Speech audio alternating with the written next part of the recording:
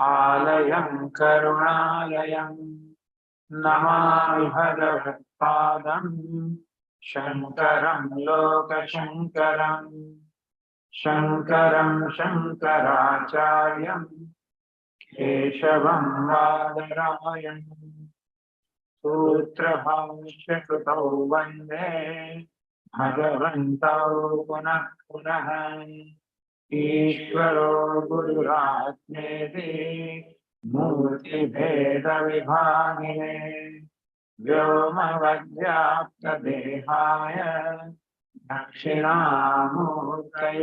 नमः गुकारस्त्वन्धकारश्च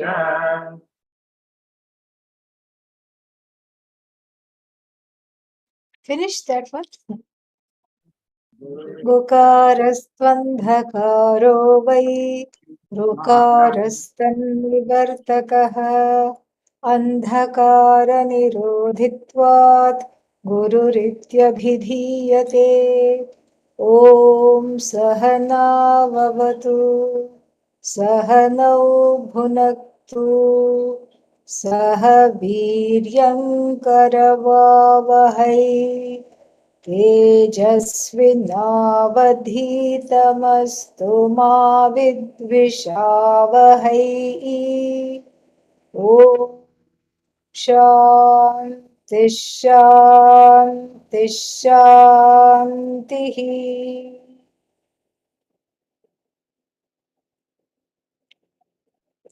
Can somebody share the text? The link to the text, please?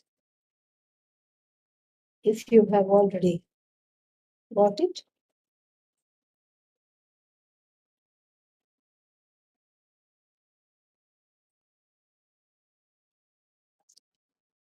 Okay, I will share it. I don't know if anybody has it. I will share it.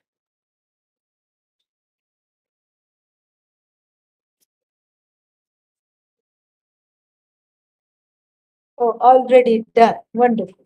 Good, good. Thank you, Meena. So if you don't have the text, that is the link there.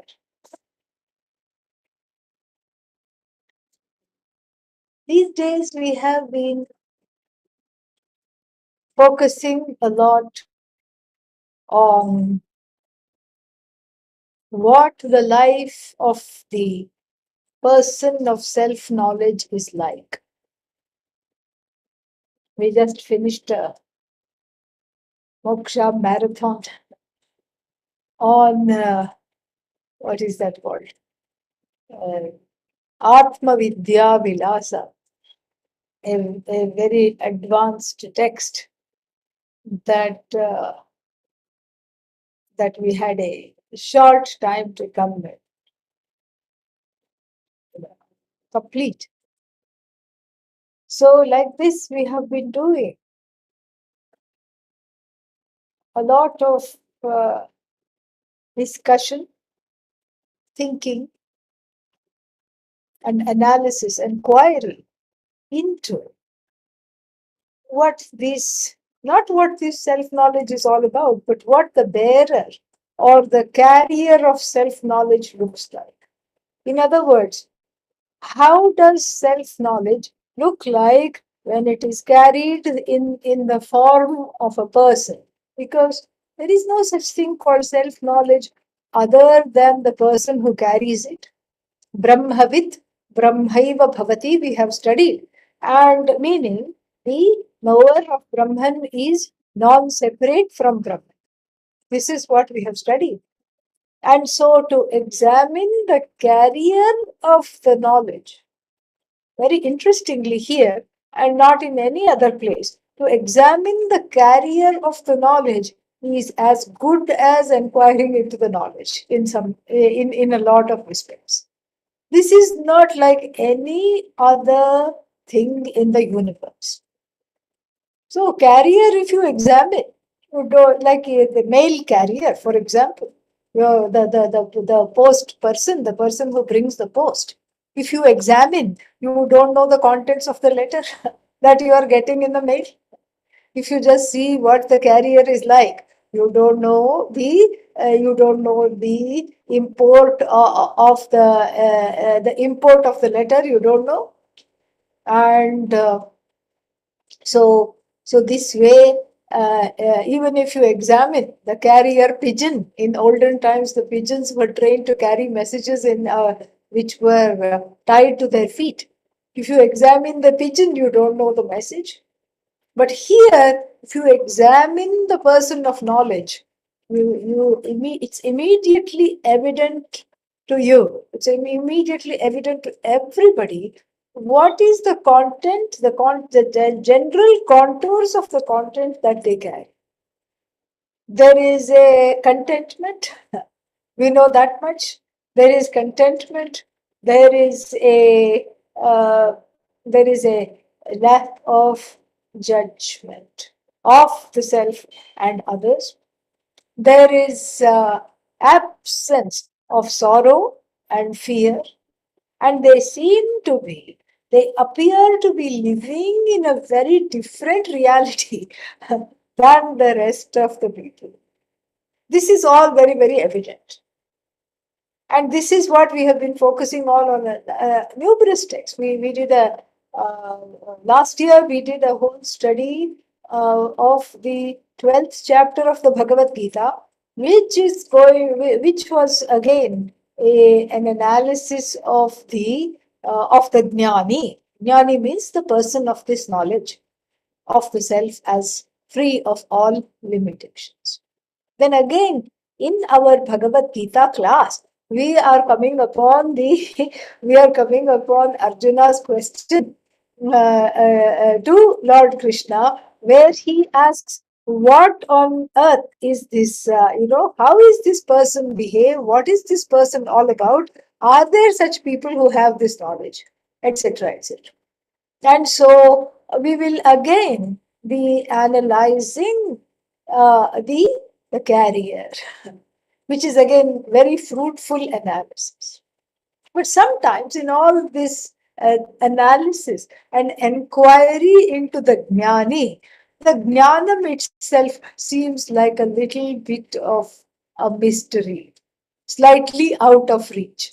And one can silently, but quite quickly come to the conclusion that this knowledge may not be for me. I'm just an ordinary person with what? Ordinary ideas and ordinary means. And I'm just, mediocrity is my middle name. And this is who I am. I'm just a regular person. And then people like to talk of themselves like that. And then what else people like to say? I'm just a human being. I'm not some kind of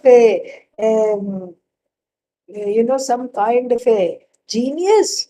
I'm not some kind of a person who can transcend this ocean of sorrow and this forest of fear in which I appear to be trapped. However, I'm still attending the classes. Then the question is, why? Why are you attending the classes if you feel like this is not for you?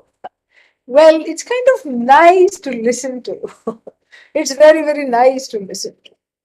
And so somehow it doesn't take very long for that kind of a conclusion for one to arrive at that kind of a conclusion. And even if it's not a foregone conclusion, one finds oneself, the more one listens to the description of the jnani, one finds oneself just getting in a groove. And what kind of a groove? A kind of a groove of a kind of a complacency, taking oneself and the knowledge itself for granted. Why? Because there are certain gaps there. There is a certain gap. We don't know how this all comes about, and we don't know where this is all going, and you don't know what this is all about, and so that gap is difficult to breach. And so, therefore, I thought that it is nice to study a text systematically, which this text is all about. It's nice to study a text systematically which has uh, which has many things to advertise it, which has many advantages. But the primary advantage being, it's like a complete step by step study of what this knowledge is about. B, how do I get there? C, what are the things I require to connect to this teaching? D, what are the ways in which I have to transform my relationship to myself, my vision of myself and others and the Jagat? And if the Jagat has a cause, what is that cause? Jagat means universe. If the universe has a cause, what is that cause? All these things I have to understand. Every single thing I have to understand. And then this particular text goes step by step. No rush, no fuss, no mess. Very nicely and at a pace that is easy. We can begin to look at this anomaly and this enigma called Atmagyan. And then certain connections are also sometimes not very available to us. Like, what is the connection between Atmagyanam, the knowledge of the self, as it is elucidated through Aparokshanubhuti and other such texts? And then what is the connection between that and and moksha, which I want? Moksha means freedom. What is the connection between that and freedom? And this freedom which I want, if I want freedom, then I should do something. And what is this? Why should I sit in front of a text and study that text? This is all these things are going to be examined in something we haven't done in a long time, a kind of a grantha, a text called Prakarana Grantha. Prakarana. Karana means. Prakarana, a very systematic and well informed means of what? Self knowledge.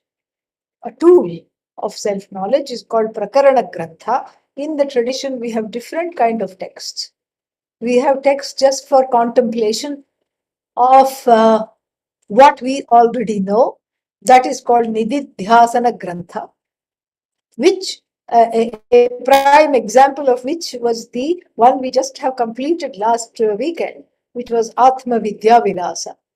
Definitely a Nididhyasana Grantha. It doesn't stop to explain what is Maya, what is Brahman, who are you, and why do you have all these problems. It assumes that you already know, and it just does a reiteration of the knowledge and its carriers, and it just celebrates the knowledge, assuming that you already know.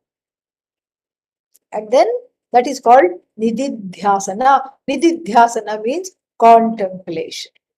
Then we have certain other texts in the tradition that are called, that are primarily in the form of mm, a primer, a quick primer that removes doubts connected to the knowledge. This too is a little bit of a advanced text because it assumes that you have enough knowledge to have doubts. So this is how it is. Sometimes when we don't know much, there is not many questions to ask. The questions come when you know enough to say, wait a minute, there appears to be a discrepancy here. Wait a minute, these two things look paradoxical. Hold on here. Why is this like this over here and why is this not like this over here? So, so the manana means a kind of a mentation and a kind of a analysis of the text in a way that uh, resolves some of these doubts, all of these doubts actually. So the doubts are very, the doubts are very clear. Doubts are there. How can I be Brahman? This is a very big doubt. Brahman means the cause of the universe. It is huge. It is without a second. It is everything. And it is the cause of this universe. It's the cause of it's the causeless cause. It itself doesn't have a cause. Okay, all that I can understand. I can understand Brahman as the cause of the universe. No problem at all. I can even cite some Upanishadic quotes at this point. But then, when you go the extra mile and then tell me that I am this Brahman, wait a minute, how can I be this Brahman? How can I be all? Because I see that I am small.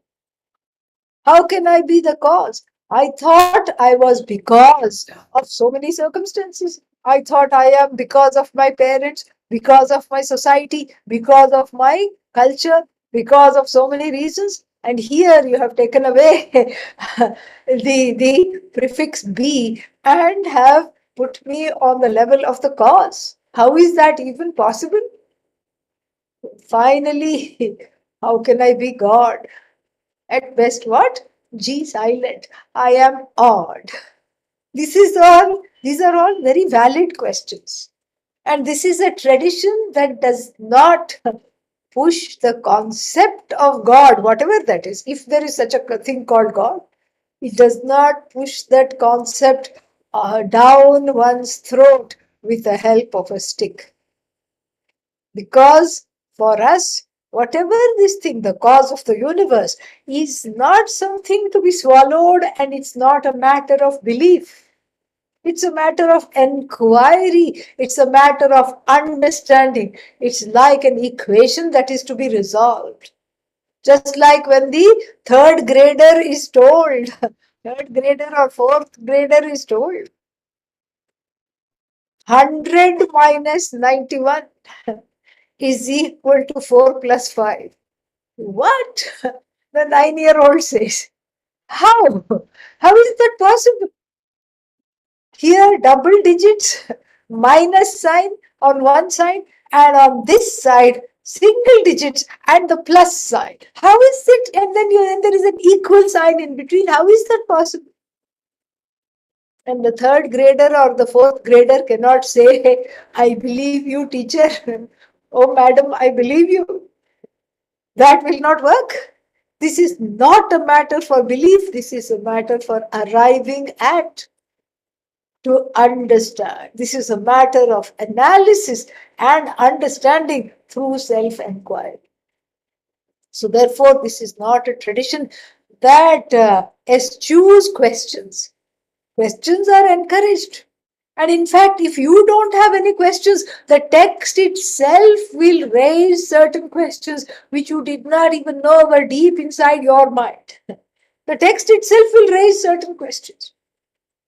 And the text itself will answer them. And then you say, oh, okay, that's how it works. Oh, I didn't even know I had this question. And so this is true of the Prakarana Granthas and the Manana Granthas. Manana Granthas are a little more, a little more advanced in the sense of talking about the question answers. And a very fantastic example is Advaita Makaranda, which is a Manana Grantha. And it is in a series of 28 flawless verses. The author demonstrates all these, gets rid of all these questions by demonstrating that one is the whole, by demonstrating the Vedanta version of 91, 100 minus 91 is equal to 4 plus 5. Ishvara is equal to the Jiva, Jiva is equal to Ishvara. That is all demonstrated in a verse, in a series of 28 verses, which deploys a very interesting methodology. So the first line is the reasoning why one is Brahman. And the second line is the conclusion. Therefore, I am Brahman. Very ingenious set of verses. How much one should know You really have to admire the author. How much should one know to bring this about so succinctly? It is just very, very fascinating. This is how it starts. Ahamasmi sada bhami kada chinnahamapriyah brahmaivaham atas siddham satchidananda lakshanam. Very simple it sounds, but actually it's so deep. Aham asmi, I am. Sada bhami, I am without ever coming to an end. I am ever present and ever self-effulgent, self-evident.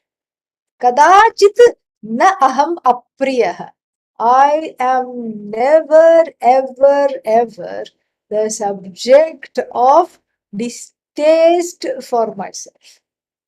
I am never the subject of distaste. I don't ever not like myself. What do you mean you don't not like yourself? You must be one in a million, because that is not available for everybody else. Everybody says I don't, everybody says I don't like myself. And how come you say I'm never the object of self-loath? Here, the self-loath is very interesting, because the love of the self is transcends that self-loath. How? What do you mean the love of the self? Love of the self, very interesting, because I want certain things to be with me and certain things to be away from. Certain things, comfortable things, like a nice meal, friendships, community, and a safe place to stay, and a purpose, and a series of purpose in my life. I want that to be with me. When it is there, I am lovable to myself. And then certain things I want to be completely away from me. Wrinkles, gray hair, cockroaches, and other such distasteful things, I want them to be away. And when they are away, again the self is lovable. So I am, I am self-evident. I know I am. I know I am, and the self is an object of love always. And then that is the first line. Then the second line is what? Brahmaiva aham atas siddham. Therefore, I am this Brahman. It is established. How is it established? That's what I'm saying. There is a lot of background information that one already has studied, and that is how it is established, because that when we understand the meaning of Brahman, Ishvara, God, and when we remove those accoutrements that are just an add on, like the status of causality, that such and such a person is the status, has got the status of being the cause of the universe. Like when you take away the kingliness, when you take away the kingdom, when you take away the Jagat, and when you take away the kingliness, when you take away the crown, the scepter, etc., what is there? Satchidananda. Ahamasmi, I am, I shine, I know I am, and then I never come to an end. Therefore, I'm an object of, I am love, you can say. That therefore I am never an object of distaste. I am all love. This is a very ingenious way. Therefore, it is established. So this is what is a prime example of Manana Grantha. There are others like Manisha Panchakam, etc., attributed to Adi Shankara. And then, more than these, the things that are most famous and we are most in need are prakarana granthas, the kind that we are studying right now. Tattva bodha, atma bodha, aparokshanubhuti, these are all examples of prakarana granthas. Because even when we study an entire Upanishad, What the Prakarana Grantha gives is much more than the Upanishad, because the Upanishad is a lady of very few words. She will just say something and go away. And it's the Prakarana Grantha, the author of the Prakarana Grantha, that totally unpacks each and every line of the Upanishad and lays it bare for us to understand and follow. So this is so Aparokshanubhuti is a prime example of a text that is going to systematically undertake an analysis of what is this I and how can I be equated to Ishvara, not by examining somebody who already knows this knowledge, but from the standpoint of someone who does not know this knowledge and wants to understand this knowledge, is eager to get rid of the sorrow in one's life, is eager to correct one's vision. So this is what it is. And the name Aparokshanubhuti is very intriguing. What does it mean? Let us see.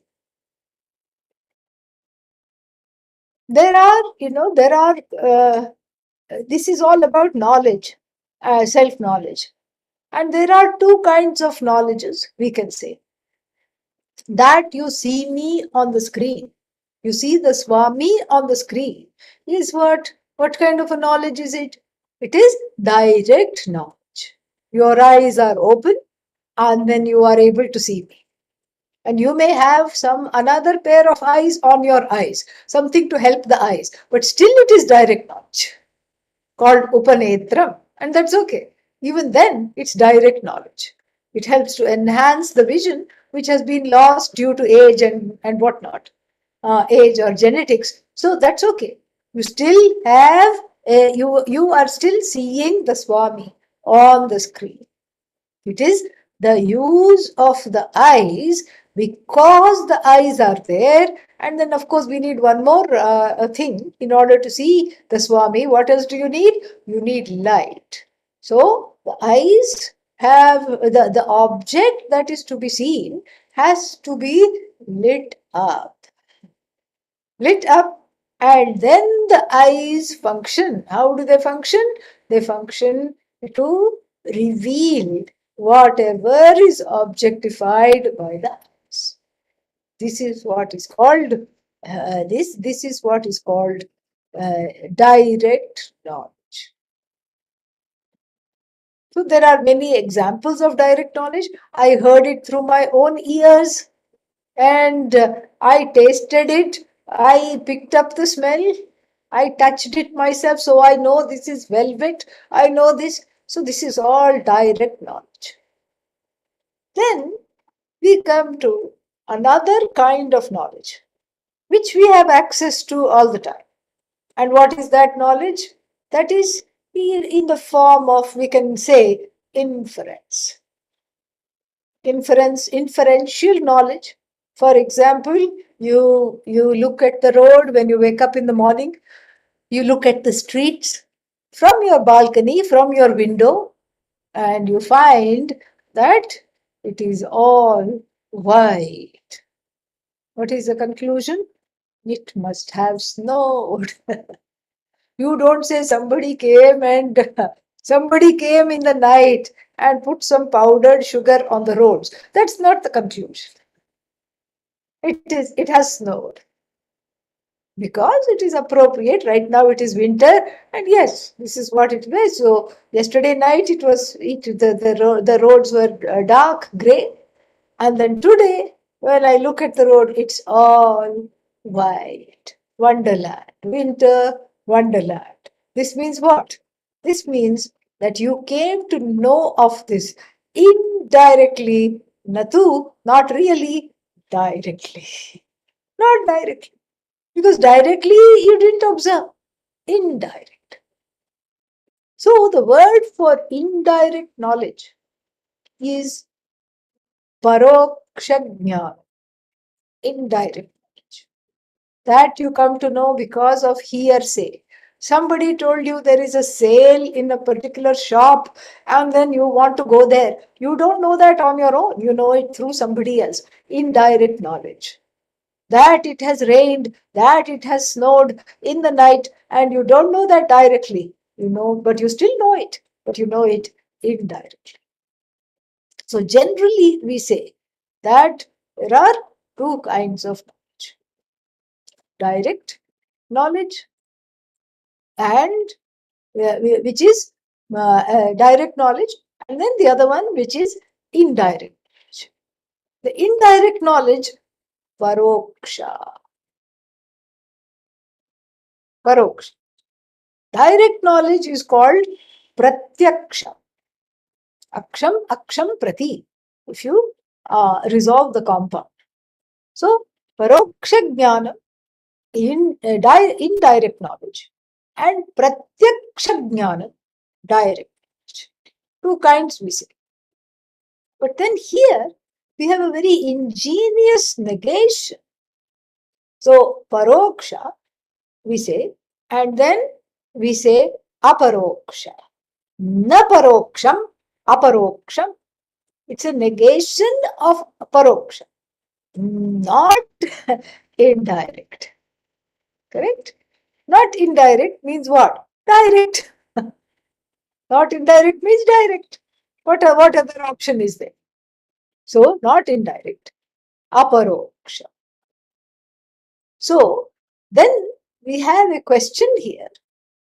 Does the word aparoksha and the word pratyaksha, direct knowledge, are they synonyms? Are they one and the same? Or does aparoksha mean something else? This is something to be analyzed. Because the author could have just said pratyaksha. But the author took the trouble to negate the word paroksha and then put a negative particle nanj pratyaya in front of it to negate that, to say aparoksha. Very, very interesting. Aparoksha jnanam, the knowledge of something, not indirectly. What does it mean? And why not say pratyaksha?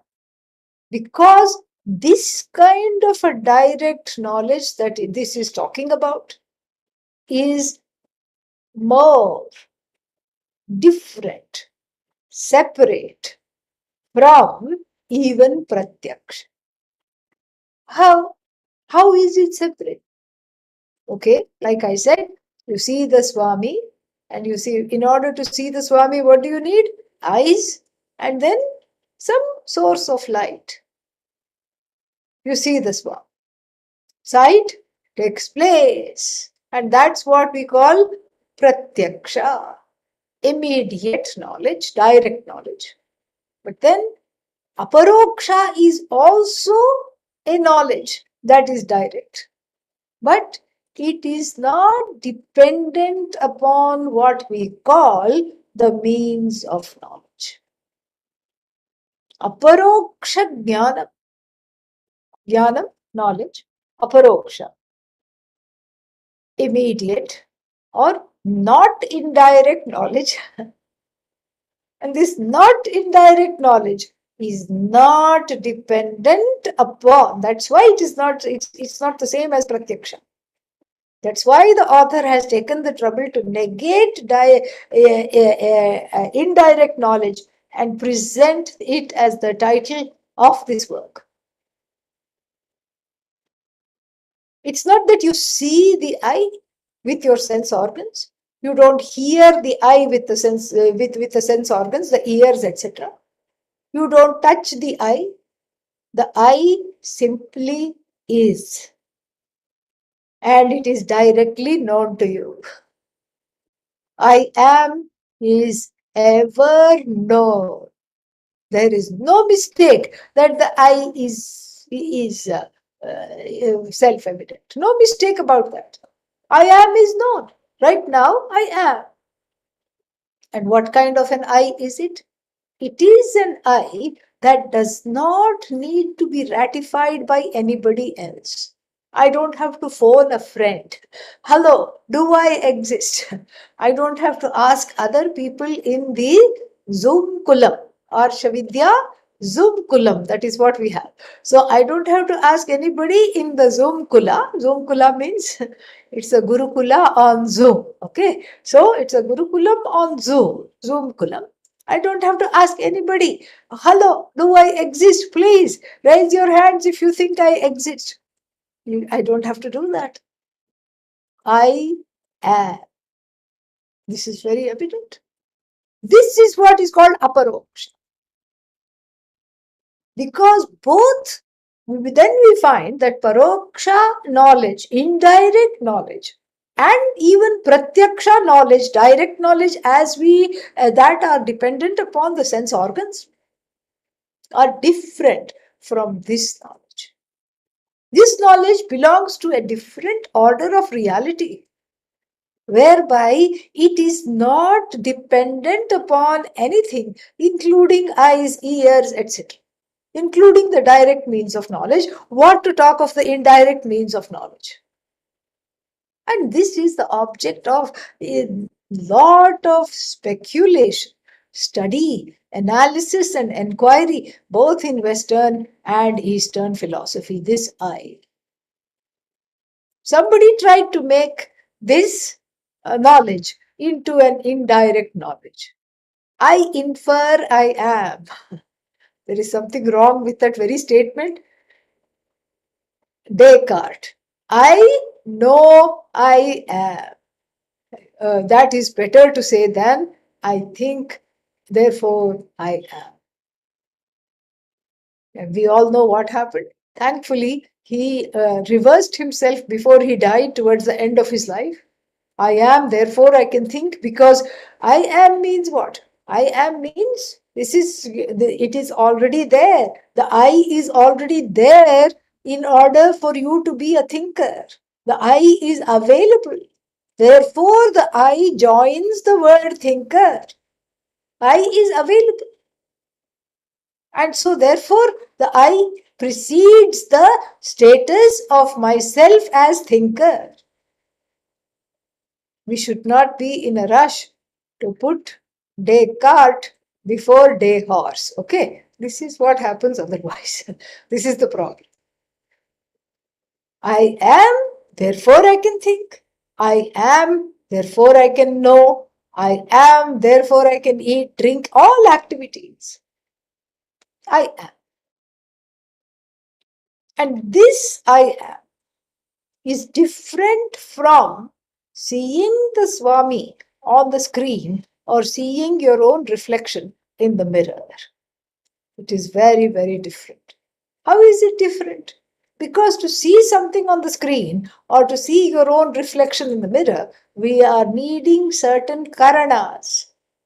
We are needing certain means of knowledge. We are needing what is called in Sanskrit as pramana, means of knowledge. We need to have an aid, and that aid can be direct or indirect. Inference is an indirect aid, and the sight and all the sense organs are the direct aids.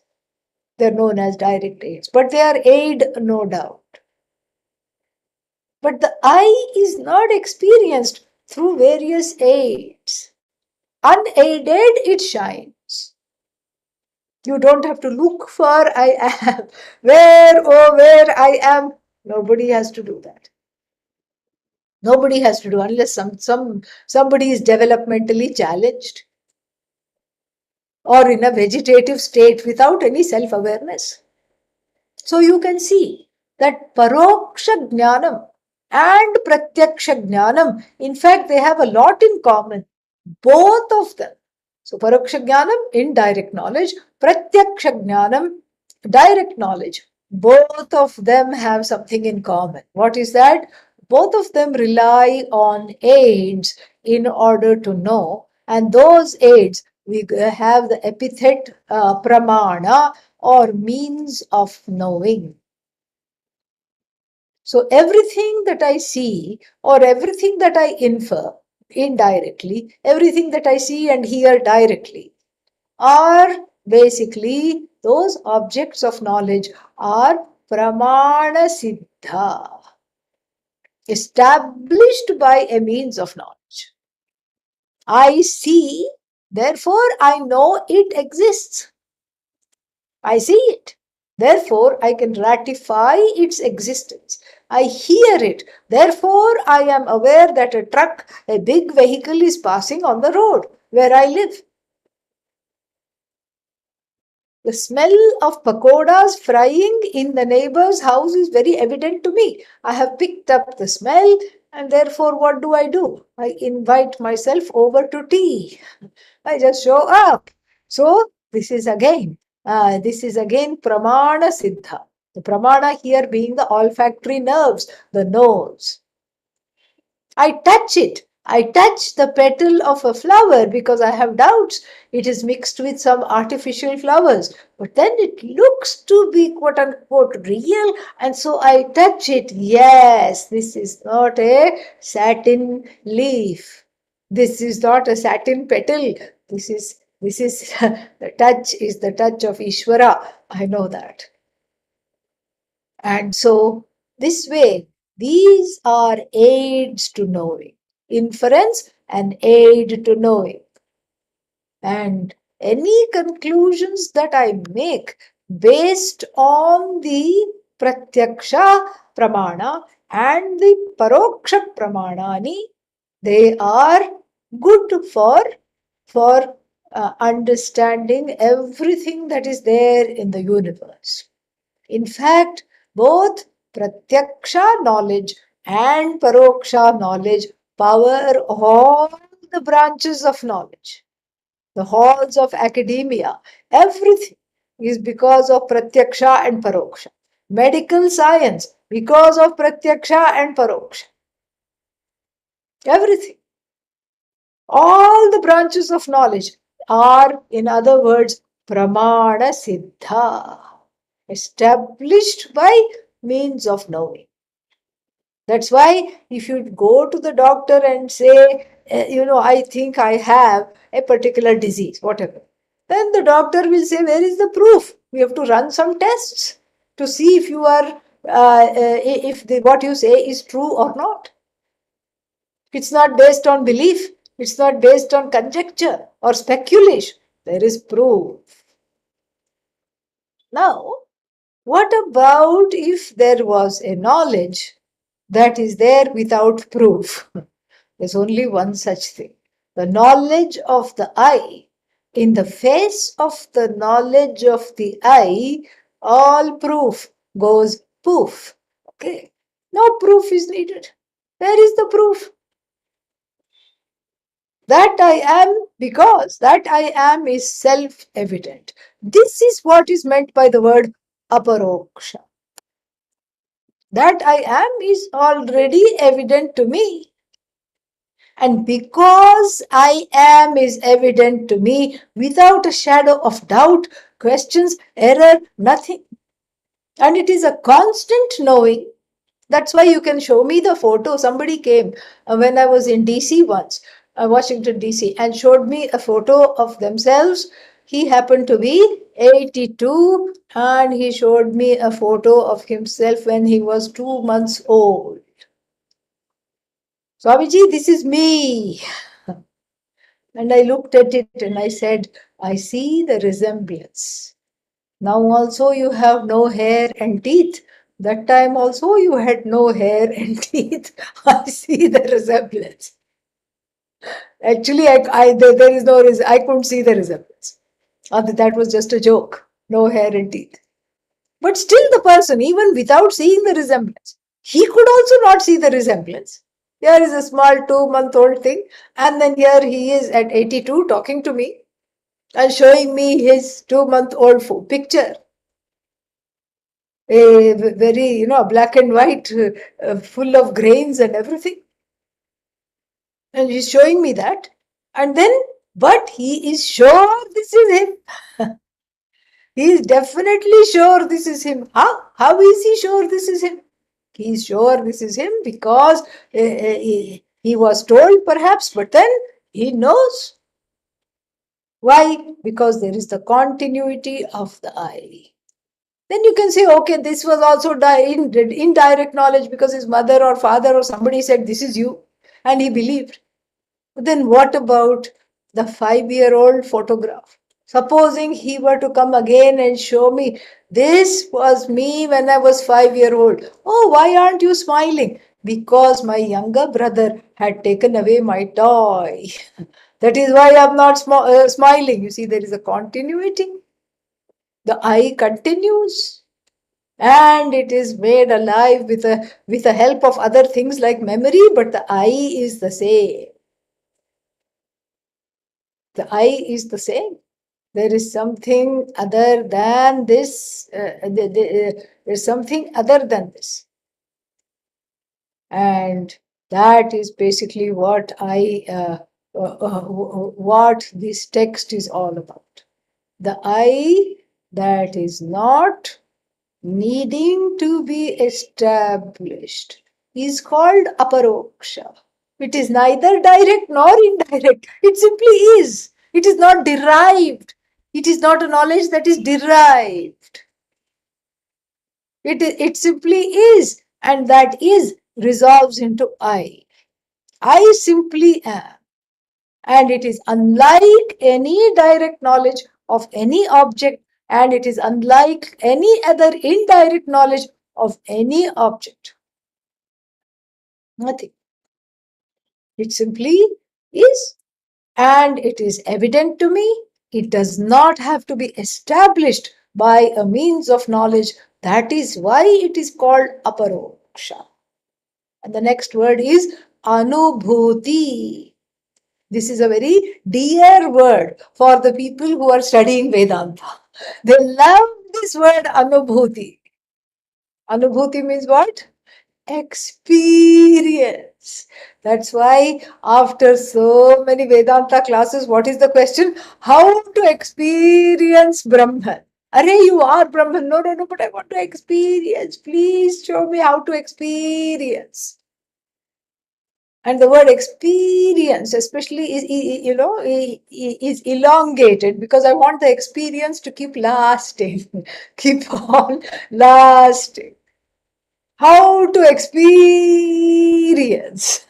Well, here you go. This text is the understanding of this I that is ever experienced.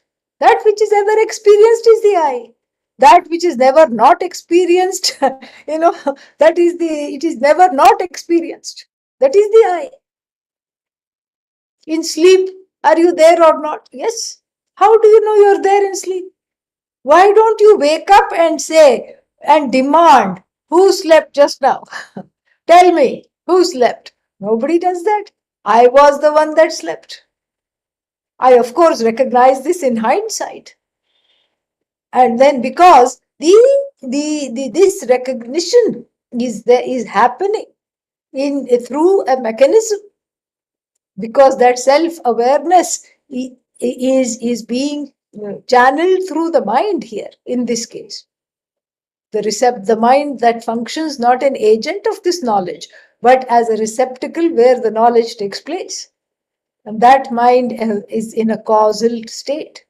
So the sleep awareness of myself as the sleeper happens in hindsight, but the experience of sleep is happening in real time. The experience of waking is happening in real time. The experience of dream is happening in real time. And then eating, I experience, drinking, I experience, I am upset, I experience that, and now I'm okay, I experience that. Various states of the mind I experience, coming and going, I experience. Other people's thoughts about me, I experience. Other people, what they say, I experience. What they don't say, also, I have certain ideas, that also I experience. In fact, the I is never not experienced. So, One is not lacking in experience, really. One is lacking in the knowledge of what this experience means. What is the purport of this experience, that we have to know. We are not lacking in experience. We are not wanting to experience Brahman, because Brahman is you, as we will see. It is experienced all the time. It is already there. It is ever present. It does not change. It does not become big or small, or tall or short. Nothing. It is ever there. It is you. But what does this experience mean to me? And who is this me? More important, am I what I think to be? So, because here in the experience of the I, listen to this carefully. In the experience of the I, which is aparoksha, which is not dependent upon the means of knowledge, and in the experience of the I that is pratyaksha or even paroksha, such as what? Such as I see that I see that I am lacking. I experience that I'm lacking where? In any which way you look at it. From the standpoint of the view of finances, I am ever lacking. From the standpoint of the view of strength, I am ever lacking. From the standpoint of the view, from the standpoint of friends, I am lackluster, not just lacking, but lackluster. And I am lacking, lacking, lacking, lacking, lacking, lacking, lacking, lacking, lacking. This is also appearing to be as evident to me as the I am. The I am is constant. The I am experiencing. But I'm also experiencing sorrow. I'm also experiencing fear. I'm also experiencing a sense of loss, a sense of anger, a sense of disconnect from the universe, from others, from myself, from if there is God, if there is something called the source of the universe. From that also I feel disconnected. So there are competing experiences. Ah. There is the experience of the I that is constant. And then on top of that, there are notes of the inconstant experiences that are being played. Very, very interesting. This is what the Brihadaranyaka Upanishad says in the Yajnavalkya Maitreyi dialogue. Very, very fascinating. So in the Yajnavalkya Maitreyi dialogue, after teaching his wife about this knowledge, Yajnavalkya gives a few examples. Yajnavalkya says that it is like the drum beat. The drum beat, there are certain Indian rhythms. Dha, din, din, na, din, din, na, dha, din, din, na, da, din, din, na. This is a 16-beat thing, very common. Dha, din, din, na, din, din, na, dha, din, din, na, din, din, na, dha. It's very, very nice, 16 beats. And so, in these, how are we able to enjoy the sound of these 16 beats? And in fact, the ninth beat, 9th, 10th, and 11th, and 12th, those beats are called Kali, means the non-beats. And they are played slightly differently. In this 16 tal, 16 melody, in this rhythm. That is played slightly differently and showed a little differently. And it's very, very fascinating because Kali means it's a non-beat. So very silently, but it is played. It is played very silently. And then the first beat is you arrive at it with a kind of a crescendo. And therein lies the beauty. So I'm enjoying this rhythm, I'm enjoying it. I'm bobbing my head back and forth with it, up and down, and the heart is opening and blossoming in this rhythm. The question that Yajnavalkya asks is, What is it that's making you enjoy this beat? What is making you enjoy the beat is the constant space between one beat and the next. So the non-beat is making you enjoy the beat, oh Maitreyi. Because if there was no space between the beats, then it would just be a cacophony. Because there is a space, there is a matra. Matra means just a little bit of space. And that little bit of space, you know, the little flick of the thumb and the middle finger, that itself is enough for me to enjoy the ups and downs and the different cadences of the beat. Oh Maitreyi, says Yagyavalkya. And what is that non-beat? What is that constant? That is aparoksha. The anubhuti of that is aparoksha. That is you. And because you are constantly experiencing yourself, all other experiences that come and go can be enjoyed. So that which comes and goes, that which is cognized through a means of knowledge, such as the direct knowledge, the pratyaksha, and the indirect knowledge, paroksha, is all because of aparokshanubhuti, the experience of the eye. Then Yagyavalkya gives another example, one from the rhythm and another from music itself. Then he says, here is the veena. Veena is a stringed instrument that is being played. First the tabla he talks about, then he talks about the veena. The veena is being played, it's a stringed instrument with frets. Okay. Unlike a violin without frets. Violin were very difficult to play. But this is easy to play because it has what are called frets. And so these frets are, they each one has a certain note, and then you play. Sa, re, ga, ma, pa, dha, ni, sa. Pa, dha, ni, actually. And so these are the frets with which you play.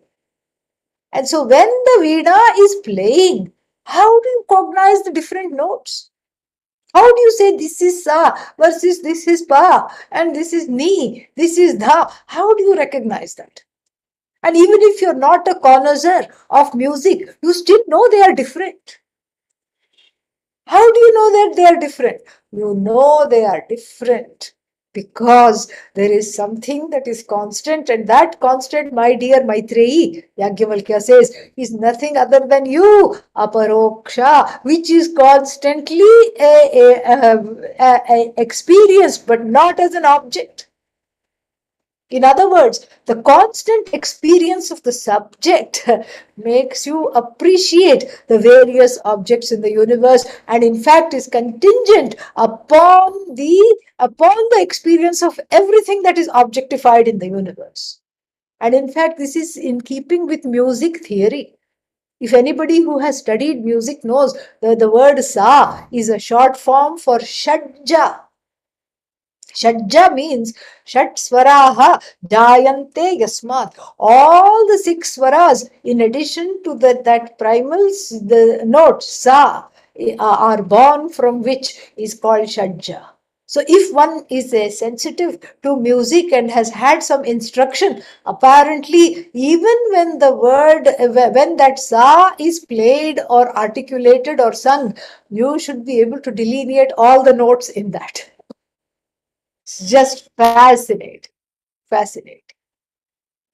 Now, a very important question is this. Now we have two kinds of experiences. One is Aparokshanubhuti, the constant experience of the eye, the constantly experienced eye. And then what else? Then the other one is Parokshanubhuti, the one that is directly experienced as, indirectly experienced as so many things in the universe, things that I can objectify, like the notes of the tanpura, the string instrument. I was going to say strung instrument. It's not that the instrument is strung, but then you refer to it as a stringed instrument. Because what is strung is the human being strung out, okay, not the instrument. All right. So then, so we have that example. We have the example of the tabla and the percussion instrument and the stringed instrument. And that experience of the stringed instrument and the instrument of percussion, that is all contingent on that which is aparoksha, that which never comes to an end, that which never changes, that which never needs to be established. And that is what aham, myself. This is very easy to know. And in fact, the knowledge of the I can end here. We don't need the next week. We don't need the text. We don't need all these verses. But then why are we going to meet? Are we not going to meet next week? You bet we are. But why? Why do we have to meet next week? Because sometimes, more often than not, I would say, there is a contradiction between the constant experience of the I and the inconstant experiences that come. There is a contradiction, in other words, between the aparoksha anubhuti, the always experienced I, and the I that is a product of a conclusion from the means of knowledge, such as the eyes, such as the inference, etc. So there are certain products of conclusion about the I which are made from the valid means of knowledge, such as seeing, hearing, etc. And then there is this I which is constant. And so sometimes the two are in conflict. How? I'll just take another half a minute more, so please indulge me. How? How are the two in conflict? For example, I see the sun rising. My eyes see the sunrise. Is it true? Yes. The sun is rising. I see it. That I see it is true. And then it sets. That I say, see it set is also true. It is valid knowledge. But then a study of a deeper analysis shows that knowledge, even though the eyes see the sun rising and setting, the knowledge that therefore the sun is streaking across the sky as a ball of light is not correct, is not true. It's not true. Why? Because any third grade geography text will tell us that. It's not true. It's the earth spinning around the sun. That is true. And so similarly, there are conclusions about the I that are made, that are pramana siddha. Pramana siddha means that are established by a certain pramana, seeing, hearing, etc. That, I am fat, I am too thin, I am too tall, I am too short, I am not right, etc. is a mix-up, is a result of the mix-up between the constant aparoksha I, as I am, I am, I am, I am, with the momentary conclusions based upon the sight, hearing, etc. So since the pratyaksha and paroksha sometimes are in conflict with aparoksha, and sometimes the two are mixed up, like a kitten and the ball of the yarn or wool that it is playing with. That is why we have to meet next week. Not a choice, not a chance. No chance of not coming. Om Purnamadav Purnamidam Purnat Purnamudachyate Purnasya Purnamadaya Purnamevavashishyate. Om Shanti Shanti Shanti. Harihi Om Shri Gurubhyo Namaha. Harihi Om. Thank you. Namaskaram. Thank you. Beautiful. What Thank can you we very